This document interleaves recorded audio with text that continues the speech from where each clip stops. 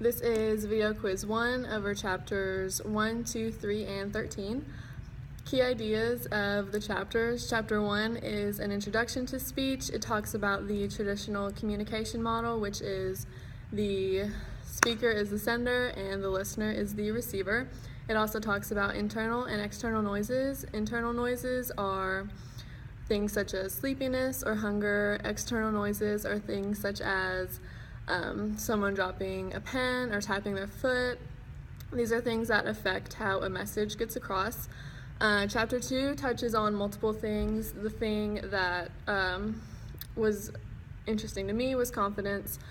The book starts off by stating how public speaking is one of the number one fears of people, and then it goes into how to overcome that and how to cope with it. Obviously, it talks about practice. Practicing your speech is one of the best ways to be prepared for it. It also talks about how no matter how much you practice for it, right before your speech, you're bound to have some anxiety, but that anxiety can be beneficial because it's what kind of drives you to finish your speech. Chapter 3 touches on multiple things as well, but the thing that I'm going to talk about is diversity.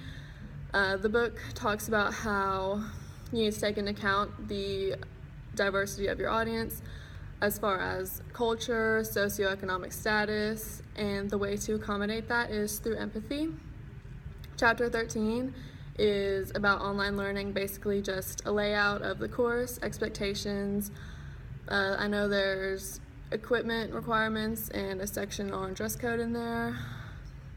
Something I learned in this chapter, in this reading section that I did not know was from chapter 1 about the internal noises. I always thought that how to receive a message was solely on the speaker. It was their job to get the message across, but it's not. It's actually the receiver has a big part in it as well, as far as making sure they eat before this presentation so they're not hungry, making sure they get enough sleep so they're not sleepy. So it relies a lot on them as well.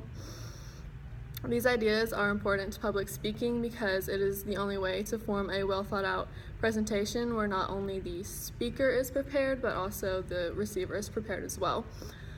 These skills will be used in everyday life, especially when it comes to job seeking and interviews. Most employers are looking for someone that knows how to present themselves, knows how to talk to people, especially if you're interested in a job that deals with a lot of customers.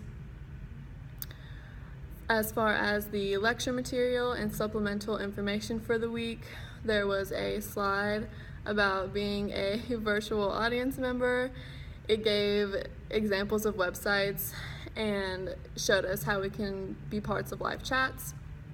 It also, another slide talked about introductions and conclusions.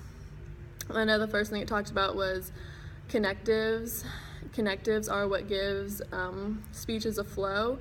And there are 4 types of connectives. There's signposts, internal previews, internal reviews, and transitions.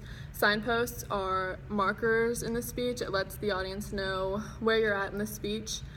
Internal previews set up the organization of the speech, so they're at the beginning of the speech as well. Internal reviews remind the speaker of what the speaker has already covered.